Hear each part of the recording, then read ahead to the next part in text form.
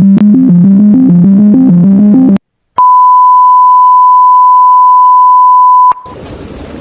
you ever received a message online that looked true, but later discovered that it was fake? Every day, millions of Filipinos use social media to get news and information. But along with useful information comes a serious problem: misinformation and fake news. When false information spread, it can influence our opinions, decisions, and even the way we choose our leaders. What is the issue? Misinformation is false or inaccurate information that is shared, whether intentionally or unintentionally.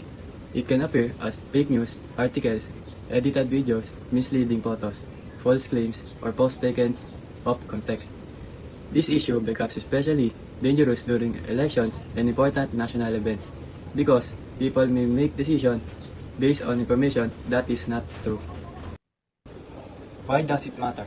Misinformation matters because information affects how citizens understand society and government. If people believe false information, they may lose trust in legitimate situation, spread harmful rumors, or support politics and candidates because it's incorrect. As young Filipinos, we are among the most active users of social media. This means we have an important responsibility to think critically before sharing information. Before clicking or share, we should ask, is this true? Who published it? What is the source? Is there evidence? What is the government role?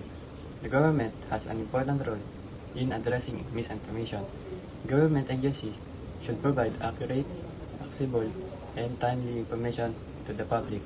They should also promote media and information literacy and communicate clearly during agencies, elections, and other important events. However, fighting misinformation is not only the government's responsibility.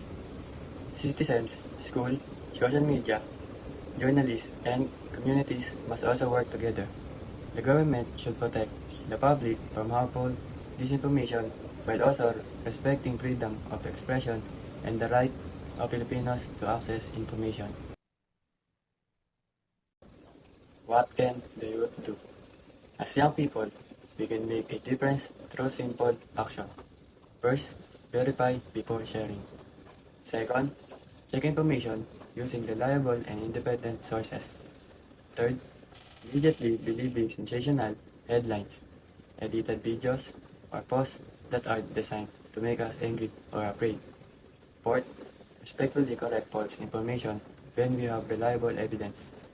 Finally, encourage our friends and family to become a responsible digital citizens. Proposed solution. A proposed solution is to strengthen media and information literacy among Filipino youth. Schools and communities can conduct workshops that teach students how to identify misleading content, verify sources, recognize manipulated media, and distinguish facts from opinions. Government agencies can also make official information easier to understand and share thoughts through social media. The goal is not to tell people what to believe. The goal is to help people think, verify, and decide for themselves using reliable information. Stop misinformation. Think, check, verify, share responsibly. That's all. Thank you.